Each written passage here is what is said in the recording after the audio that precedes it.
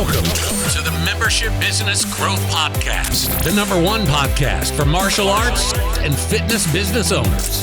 We'll dive deep with industry legends to bring you insider secrets on marketing, sales, retention strategies, and life's balancing act. Get expert tips for business growth right here, right now on the Membership Business Growth Podcast. Let's kickstart the action with your host, Ron Sell.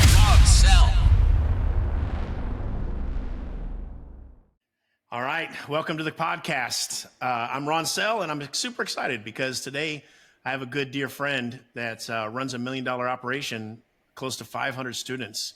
This guy knows what he's talking about when it comes to running a martial arts school, and we're going to dive deep into growth today. So, Peter, it's great to see you, brother. I'm so glad you're here. Excellent. Thank you, Ron. Thank you for having me, by the way. Yeah, man. Can you, before we start, can you just tell people a little bit about where you're from and what you teach and that kind of stuff so people get to know you better? Of course. So we're located in Central Jersey, and our primary what we teach is Taekwondo, but it's more of a mixture. So we've adapted our program to be a little bit more than Taekwondo. We've done a little Arnis, some Jiu-Jitsu, some MMA, just adding a little bit more of a broad spectrum of martial arts as opposed to just sticking to traditional Taekwondo.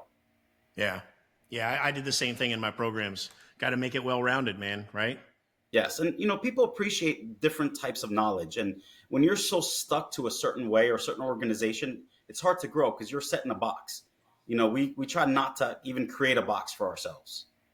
Right on. So you've probably over the years just changed and evolved your curriculum based on what was most effective to teach students. Yes. And what's fun and more what's relevant to the child and how is it going to benefit the child, not benefit my ego. And I think that's important because it's not about us, right? We run our businesses to change lives and to help our students and our community. So it has to be about them. 100%. So, great. I had this really awesome question and then I got excited about your curriculum. But so do you have more adults or do you have more kids or do you have any adults? What's your demographic? So we do have an adult program. We have adult and kickboxing, but those are our smallest program. We're primarily a children's school. About 90% of our members are kids. Okay. I got you, man. All right, great. Well, listen, let's talk about growth today, man. I want to get your unique perspective because my goal in this podcast really is to help school owners and instructors, impact more lives in their communities by helping them grow. All right. Grow as a person, grow as a business, grow as a team. So I really like to get your thoughts on, where people should focus on when it comes to, growing their businesses. Yeah, I love that you're doing this because, it's the whole rising tide mentality where we share, we network, we learn, but more importantly, we have different avenues of information that we can get to. But more importantly, you're doing this for love. You're doing this from the bottom of your heart, and you're not getting paid for this. So, this is just genuine knowledge and just giving back to the community. And I think that's so powerful. And I don't think people take enough advantage of something like this. So I appreciate you doing this. Yeah, brother. I appreciate your kind words, man. That's exactly why I'm doing it. I remember what it was like to struggle when I first started teaching martial arts 25 years ago or whatever. A little more than that, I think now. But I don't want anybody else to suffer. And I also know that we have martial arts instructors, no matter what you teach, as long as you're great at what you do and you care, right? We have what I call the cure, man. Like, there's so many things out there in our world today that is just absolutely nutso crazy. People need what we have to offer now more than ever. And I think we're the right people. We're the right leaders to be able to make an impact in our communities. We might not be able to change what's happening in Washington or the government or, whatever, but we can change the lives of the people that walk in our doors. And that's the whole goal here, man, is give people, martial arts instructors, the knowledge to make more impact. Absolutely. So you never hear anyone 30, talking about their past saying, wow, I really wish I enjoyed that TV show and watched more of it. They all talk about their martial arts training. They all talk about, wow, I was a gold belt. I was a green belt. I did it for a year. It was the best time of my life. I wish I never quit. Everyone talks about how much of an impact martial arts had. And as instructors, we don't understand and realize the impact that we really do have in our community. And the longevity of that impact where people will talk about us 20, 30, 40, 50 years down the road. Yes, sir. Absolutely. I mean, I think the reason why I became a martial arts instructor, I know it, is because how martial arts changed my life. Yes. You know, so, we have the opportunity to do that on a daily basis. Every class that we teach is to really make that long lasting impact. Yes, so, sir. Yeah. So let's get into it, man. What's the growth? What's the first thing that comes to your mind when I say, hey, how do I grow my school? Longevity, length of term for a student. Everyone always focuses on leads and lead acquisition, getting new students, signing up memberships, trial this, trial that, which is great, right? We have to constantly bring people in the door, and I agree with that. We have a strong marketing plan in place, but I think people miss the big picture of it's not just getting a student, it's making them last. And we talked briefly before, you said the average is about 7 to 14 months. And Yes. I would probably say it's closer to the 7 mark than the 14 mark, just because the fact that people this day and age don't stick with something, right? We're doers of all, master of nothing right now. So it's understanding, how can I keep this child studying martial arts, staying in my location, in my business for a longer period of time. In our location, as you know, we're averaging about 20 months per member, longevity of students. But if you were to take away the adult and fitness programs, our longevity is a little bit over 36 months. Wow. That's amazing. That's 3 years for a 6, 7, 8-year-old. That's a long time for a parent to commit. Yeah, 100%. And of course you have people that stay with you 10 years, right? And Yes. I think a lot of people brag about those numbers. Hey, yeah, you got a student that he's 10 years now. But the reality is, like, how many of them are there? But, in your school, you keep the average person around for 36 months. Yes, sir. That's our goal. That's our target. And you can make way more a difference in someone's life if they've been with you for 3 years than you can if they've been with you for 1 month. You know what I mean? Like, not only is it financially better to keep people longer, but it's also impact driven as well at the same time. Absolutely. If you think about it, high school's 4 years, college is a minimum 4 years. It really takes 3+ years to really accumulate knowledge and to get really good at something. At 7, 8 months, we're doing them a disservice. They're not benefiting from our program. They're having fun. And there's a difference between having fun and truly embracing martial arts and the discipline, the character development, the life-changing aspects that we're really giving. We say we change lives, but you can't do that in 7 months. We say we make a difference in our community. You can't do that in 7 months. It takes years, if not decades, to be able to do that. Right on. But you know what? A lot of instructors, they'll pass the buck onto the students. Well, they just weren't interested, or they quit everything, yada, yada. All the excuses that we've heard why it's not the instructor's fault. But we can't do much about those things, can we? We can only work on ourselves. So what are some of the things that we can do to encourage, inspire people to train forever? I mean, that's a great question. We have a 3-prong approach to this. Number 1 is curriculum. The curriculum has to be fun, exciting, but more importantly, it cannot be over technical. We have to have a balance between SSL, smiling, sweating, learning. They need to work out. They need to smile and enjoy themselves during the process, and that means playing games. Another thing is they need to constantly learning new skills, and that doesn't always necessarily mean martial arts skills. It's just constantly learning and growing. The second part of our longevity program is the parent connection, is understanding that if the parents aren't on board, as soon as the child loses interest, they're going to quit. They're not going to think twice about it, right? So it's understanding the parents have to see 3 things. Number 1, comfort. Number 2, value. They have to see value in the program. And number 3, they have to see their child changing. And I think that everyone sees their child changing. But sometimes they lose the value of the program because, 1, they might not watch classes. They might not see and hear the character talks that we're doing in class. So how do we communicate that to the parents that aren't showing up? And that goes to communicating with parents via email or social media, or podcast, whatever it might be. The next one is we want parents to feel comfortable being in our locations. I've gone to gyms. I visited a lot of martial arts schools, and sometimes they smell like martial arts schools. Guess what? A 34-year-old mom does not want to smell a martial arts school. They don't want to smell feet. They don't want to go to a bathroom and see toilet paper on the floor. They want it to be comfortable. So we try to make our facilities smell good, look good. They're clean, they're comfortable, but also the type of chairs that we have. We want you sitting, having fast Wi-Fi to be able to work on your computer, send out your emails, able to watch class. And we want them to feel as if they're at home, because guess what? When you feel that way, you're less likely to quit. But the power really comes in when they're comfortable, they're going to come more often to watch class. And there's the real value, because now they're going to watch and listen to our team instruct the kids in martial arts, but more important, the life lessons, the character development program that we have.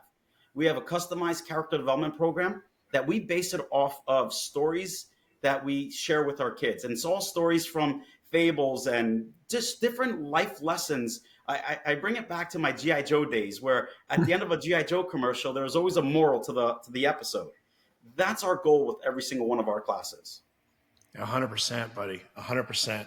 So you mentioned earlier, before we started today, about you kind of modeled your school after Disney a little bit, right?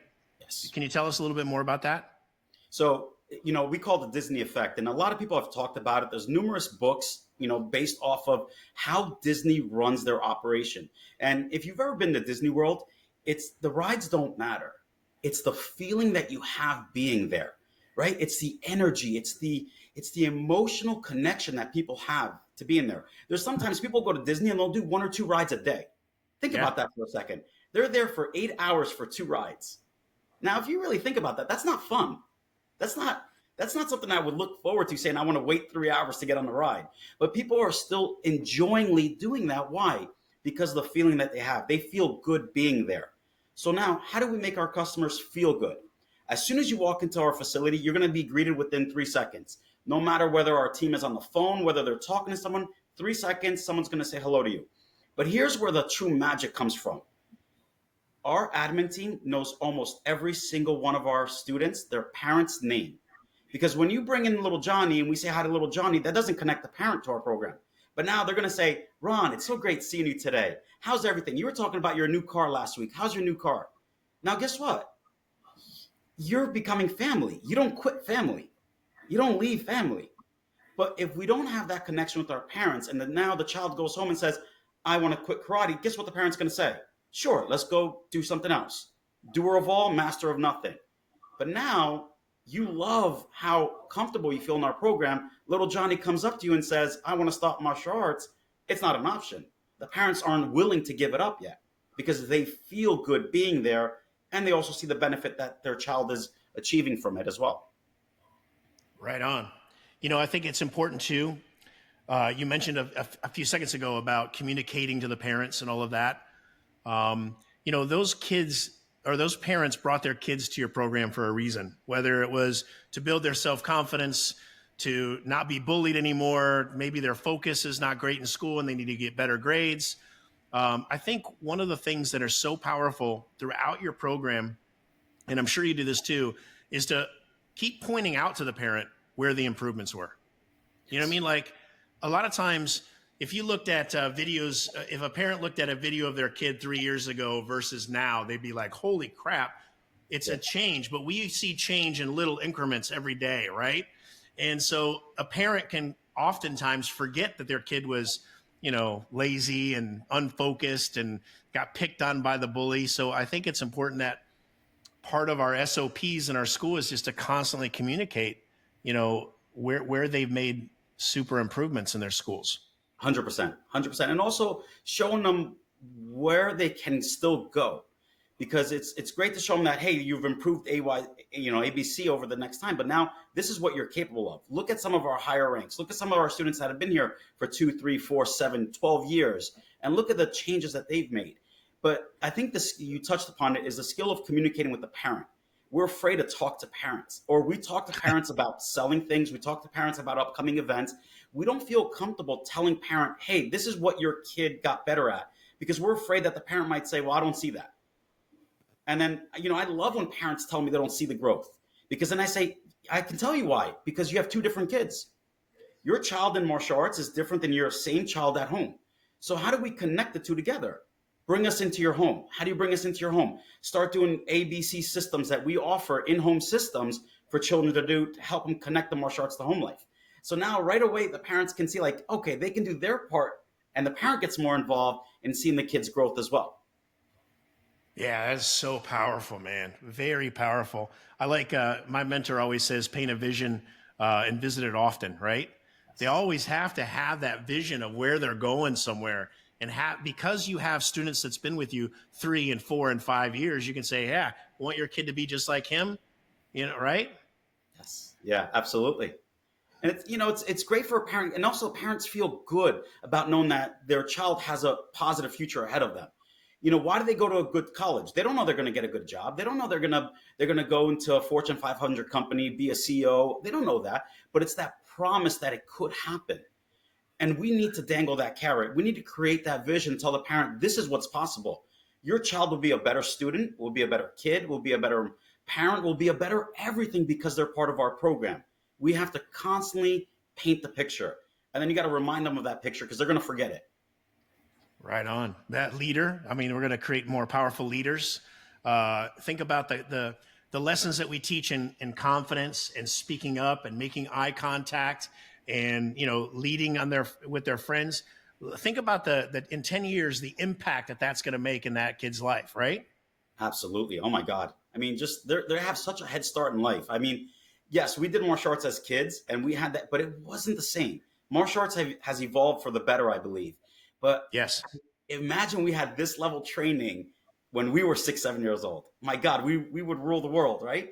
And that's what we're giving these kids. And it's important to tell the parents that. It's important to show them that it's happening. And it has to be genuine. The motive can't be money. The motive has to be for the betterment of our children. And then the money comes, right? That's the end result. 100%. Zig Ziglar says, and we all know it because it's cliche by now, but if you help enough other people get what they want, you get what you want, right? Yes, sir. But the reality is it's true. It's cliche, but it's true. The more we focus on the money, it seems like it just runs away from us. In my own life, I know this to be a fact. Every time that we focus on giving value to others, the parents of our students themselves, every time we focus on giving extraordinary value, it seems like it's multiplied the amount of success that our school gets. Yes. The rising tide, right? You don't have to worry about just your boat because once the tide comes in, all the boats go up. And it's 100%. It's focusing on that bigger picture, the not focusing on just a small aspect of it. Right on. I agree. I want to talk to you about something that you mentioned a few minutes ago, and that is, and let's dive deeper into it, and that is the communication with the parents and the students. I remember I had a mentor a long time ago, and I went to their school, and they had 700 members in their school or so, and I would frequently go down there because they just ran such a great school, and I couldn't get all the knowledge in just one day, so I'd go down there for a whole weekend. And I would just sit in their school as if I was a parent. And one of the things that really stood out to me that I wasn't doing was their program director, their instructors, the owner of the school, the assistant instructors said hi to everybody. But it wasn't just, hey, and walked off.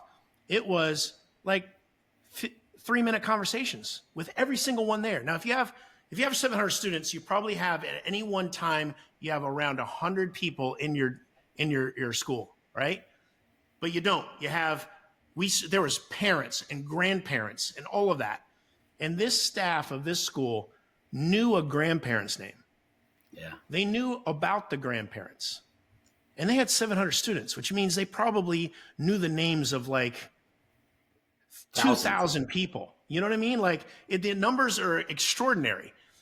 And that's, I think that's powerful. That made a big impression. And, they taught something like, know the organizations they belong to, obviously know their name, know how they're related.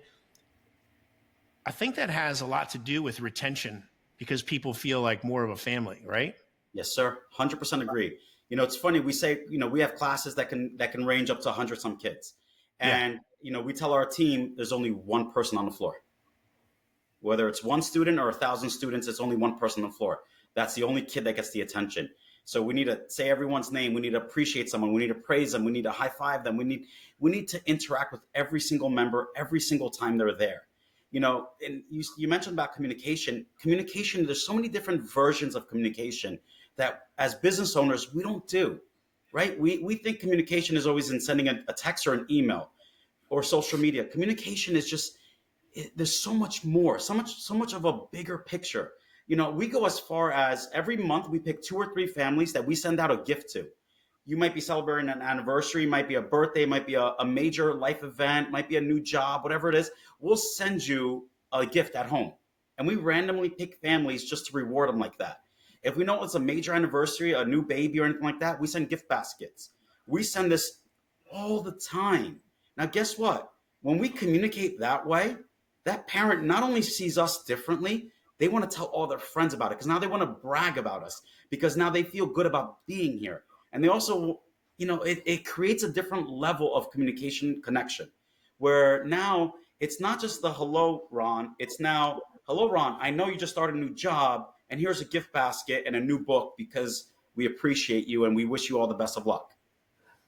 That's a much deeper level of communication instead of a generalized, hi, how are you? And it's amazing how our admin team does it because I can't do it all, right? So they literally, like you said before, the grandparents' name, the dog and cat's names. Like they remember Fluffy, and I have no idea what they're talking about, but they remember their dog. And that's the difference between family and not family, right? Where now these people are never going to leave you, like we said before. They're going to stay forever. Yeah, you said what? They don't quit families, right? Don't quit family. Yes, sir. Yeah. Right on. Now this, it should be obvious to everybody that's listening or watching, this isn't a tactic. This is not here's a checklist of all the things that I do so I can manipulate people into thinking that I care about them.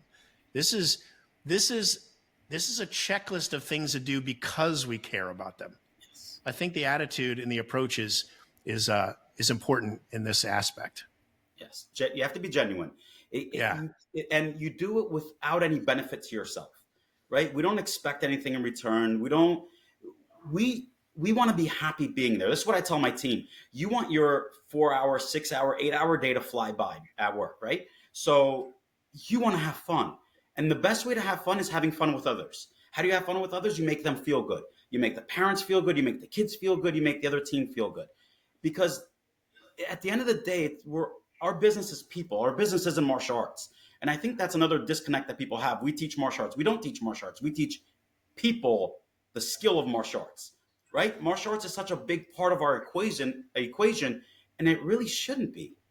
It's a product that we deliver, but the customer is everything, right? Our team is everything. They need to feel good. They need to be happy, right? And I think we get so caught up in ranks and we get so caught up in the aspect of martial arts that we forget the importance of it, why it was created. It was created for people.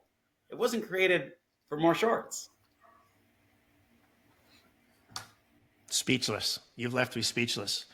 I think you're absolutely 100% right. The deeper that we create, I'll give you a story. All right. I recently went to an event, right? A martial arts event. And I get there and there's like 10 other people at the event that were training when I was 7. And I'm like, holy cow, why are we all still doing this after, I don't know, I'm 7, I'm 51 now. It's a lot of years, right? It's just a lot of years being in martial arts. And I'm like, why in the world is there like 10 other people that stuck it out with me? And then I started thinking, like, okay, number one, we were all part of the demo team together. All right. We went out in local church and did a demo, or went over to the Boy Scouts and did a demo. We created this family of this demo team. And then a couple of them were on the tournament team, and a couple of them were in leadership team. Like we all became parts of these teams, and we just fell in love with the martial arts. Well, we never left. We were part of something and we fell in love with it. Yes. I wonder how you do that. How do you make that happen in your schools? This is something. Go ahead, you Peter. Brought up a really big point. You said demo team. You said leadership team. Those are the ones that stay the longest. And I literally just had this conversation. If you look at any martial arts school, which students stay the longest? The ones that become instructors because they're a part of a leadership team, the ones that are in the demo team, the ones that are constantly engaged, but having fun. It all comes down to how people feel, right? And I tell people this all the time, the product never matters. It's all about how people feel using that product. And if I was wrong with this, you wouldn't see a line of McDonald's. You wouldn't see people buying cigarettes. Why? It literally on the box says smoking kills, yet people still buy them because it's the feeling that they get using the product. Now imagine we have an amazing product, because martial arts is amazing and it's life-changing. We know that. Yes. But now if we can make this product feel better for people, have them smiling while they're doing it, and it shouldn't be an exclusive, you're only going to have fun if you're in a demo team or SWAT team. How do we make it fun for all of our students? How do we make them have that same feeling whether they're on the demo team or not? How do we make them have that same feeling whether they're a SWAT member or leadership member? And I think it comes down to, one is class structure and classroom management, right? And two, it comes down to having a great team, a great staff. Because if your staff is not having fun teaching great classes, the kids aren't going to have fun. It all has to stem from the top, right? It's a pyramid. So how do we develop team that can help keep our kids entertained? How do we develop team? And that comes down to a lot of team trainings, but also finding the right people. A lot of problems in the martial arts is we feel like we have to constantly build people up.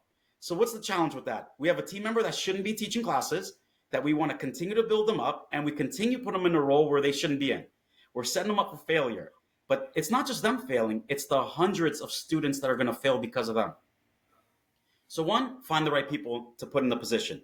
Two, make sure that that person is passionate and they have the right training. You give them the right tools in order for them to succeed in their job. And then constant reevaluation, constant checkup, say, how are you doing in class? How are you physically? How are you mentally? How are you spiritually? How are you doing financially? That way your team member is always growing too, because when they're growing, they're going to help your students grow. And if your students are growing, they're going to refer other members. It's a circle, and it never closes if you focus on the big picture. Man, you're spot on yet again. Absolutely, brother. Online, I constantly see people that say, I don't do upgrade programs, right? I don't have upgrades and all that stuff. And I sleep better at night because I don't try to squeeze all this money out of my students, right? I'm sure you've seen that or have heard that from people, right? And I look at it so differently because maybe it's my perspective, is that I know the people that I upgrade to a leadership program or upgrade to a demo program or upgrade, they are, first of all, more financially invested in the outcome that they wanted. They wanted to become more of a leader. They wanted to become a better competitor. So they're financially invested more, which is good for everybody. And the second thing is that if we didn't have those other upgrades, a lot of people would just drop out because they don't think there's nowhere to go for them, right? Like, I want my kid to be a leader. Well, we don't offer the leadership program. Sorry, I sleep better at night because I don't offer this upgraded program. And now you can, that seems silly to me, right? And the third thing is, like, people are going to stick around longer because you give them opportunities to participate in programs that they're going to enjoy more. I mean, I should ask you, do you have upgrade programs like that in your school? Yes, we do. Yes, we do. Yeah. So if you're, and they do upgrades everywhere, right? Like, you can't say it's a 56-inch Samsung TV because they have 14 different, or at least four different qualities of that same Samsung 56-inch, right? My car, there's at least 5 upgrades to my car that I could do, right? And that's everything. I think taking away those upgrades really does a school a disservice as well. I don't know why I threw that in there, but it just reminded me of when you said, yeah, I mean, the people that are in our leadership program are sticking around longer. Yes. I think that's powerful. If you're listening and you're not doing upgrade programs, maybe it's just a mental shift. Maybe it's, I'm offering more to my student because they need it and they want it, and it's going to make them become a better person, Yes. Or start with an upgrade program that you give for free. Give it for free until you feel comfortable enough offering different types of programs. And it's okay doing that. But you have to see the longevity of a student, and they're going to stay longer when you give them more. It's just, it baffles me sometimes. We're like, well, you should just want the next rank. I mean, that's not the point of this. That's not the point. We offer both types of upgrade programs. We offer a cost upgrade program. We offer an invitation only upgrade program, and we offer an upgrade program that's invitation only that doesn't cost the parent anything, but you have to commit to a certain thing. And that way the parent sees the different options. And I think there's power there just because the fact that 100%. yeah, exactly. A parent doesn't, I don't want anyone to ever think it's about the money, right? And then as soon as they see that aspect of it, then they're willing to pay more for an upgrade program because they know we're not just trying to sell them something. It's that psychology behind it, but also it's the genuine. We are so genuine and we want our students to get better that I'll literally give this to you for free until you're ready to commit to a higher level. I love it. And a lot of them do. And remember, we said a minute ago that if it was about the money, then you wouldn't have the solid program. The money always has to come later as a byproduct. Yes. Right. So even upgrades, it's not about the money. It's about making the value you get by being in that program. And I would suggest that you would have people that's been in that program before that got tons of value before you're trying to pitch another sales of trying to trick someone else to get into a program that you haven't even proven yourself on in the past. Yes. You know, it's always got to be fans. You need to have those ambassadors to show that this program is successful. 100%, brother. 100%. Hey, this has been really amazing. And I think, I hope that folks re-listen to this several times over and take notes and start adding little tiny things into their program. What would, based on our conversation today, what should I do as a martial arts school owner of the things that we learned today? What are some of the things that I should institute? So first thing, before I answer that question, is walk into your school as if you're a prospect, a lead. Walk into your school as if you're considering signing up yourself for your child, depending if you're a kids program, adult program, whatever it might be. Would you want to sign up to your own facility? Take the ego, the emotion out of it and say, would I want to spend money at this place? How does it look? How does it smell? How does it feel? That's the first question I would say. The second thing is evaluate the process and how you sign someone up. How do they feel when they're done signing up? Do they feel like, oh man, I just bought a car, or oh man, I just bought a car, right? Because those are two different things. I walked out of dealerships thinking, did I make a mistake? And I walked out of dealerships thinking, wow, I made the best decision of my life spending money. And it's important to evaluate our sales process, evaluate how people feel when they're done with the sale. And then it's also understanding that we have such a short window of time to prove to them that they made the right decision. And this is, I think, the secret to keeping people long-term. If they see results within the first couple of days, the first couple of weeks, they're going to tell their friends because the fire's hot, right? They're excited. But more importantly, you're creating a precedence for them for future. You're creating to them that this is going to be a consistent, constant growth, and going back to the communication aspect of it. So the second thing I would evaluate is, how's your communication? Do you send them something to go home with, whether it's a packet, a flyer, whether it's a signed contract? I don't care. Are you giving them something to take home?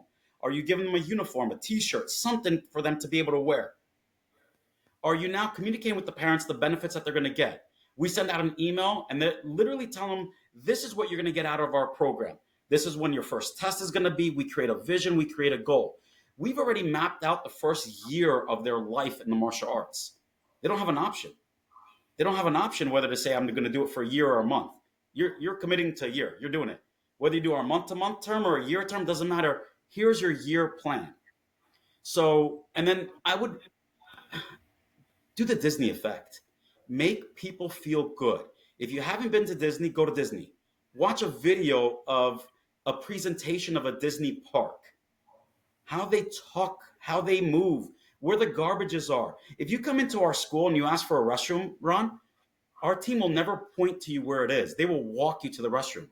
If you ask for a character sheet, a testing sheet, intent to promote, whatever paper that we have printed, they won't tell you where it is. They'll go and get it and give it to you. If you ask my team that where the coffee or the tea is, they'll walk you to and they'll offer to make it for you. It's that different level of customer service. So what is your customer service like? Do people want to continue to spend money there, or do they feel obligated to spend money? Because when people feel obligated, it's only a matter of time before they quit. 100%. So that's what I would do as a new school owner. Evaluate what you're doing. I think that's a great idea, to do a little audit of your entire process. And I love how you said drop the ego, because our ego says, no, this place looks awesome, smells great. our process. I know no one ever quits here, and we sign up every student, right? That's ego, but doing a really good audit, I think is powerful for people. So let's do it. Yes. Or ask someone else to do it for you, someone that you trust, someone that's going to be impartial, someone that's going to truly tell you how it really feels like. Because, even when we realize there's a challenge in our businesses, right? We are so hesitant to act because of our ego. Because as soon as I have to fix a problem, Ron, I'm telling myself I did something wrong. Right. And I can't be wrong. I have to be perfect, right? So the challenge is, now I know there's a problem, but I refuse to fix it because then I admit to the problem. And I can't do that because my ego's too big.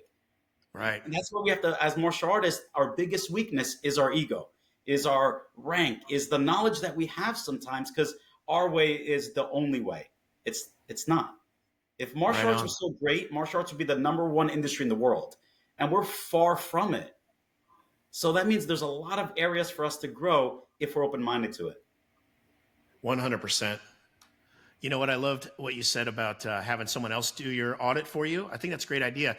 We moved into this house here a year ago. And a week ago, I'm walking up the stairs and I asked my wife, I'm like, when did this fire extinguisher, who put this fire extinguisher in here at the house? And she goes, it's been there the entire time we've lived here.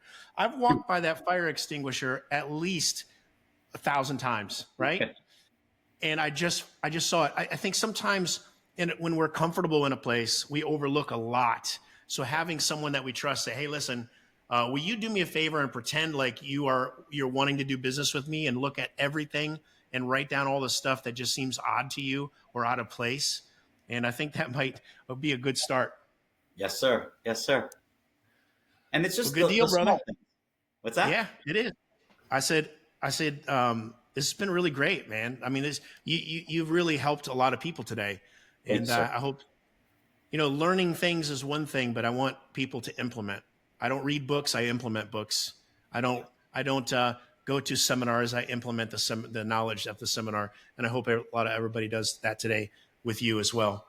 Thank you, sir. And I hope so. I think, action speaks volume. And, unfortunately, we're so stuck in our routines that we don't take action.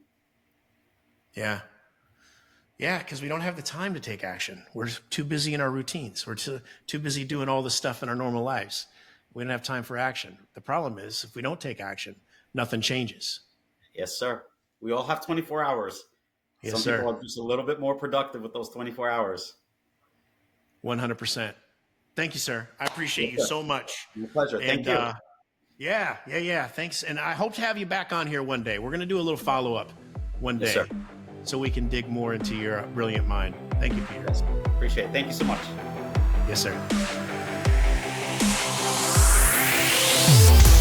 Thanks for joining us on the Membership Business Growth Podcast. We hope you take what you learned and use it to propel your business to new heights. For more information, episodes, show notes, and to get social, hit us at membershipbusinessgrowth.com. Membershipbusinessgrowth.com. If you want to go deeper or send us comments, you can email ron@sparkmembership.com. We'll see you next week for another episode of the Membership Business Growth Podcast with Ron Sell. Thanks again for listening.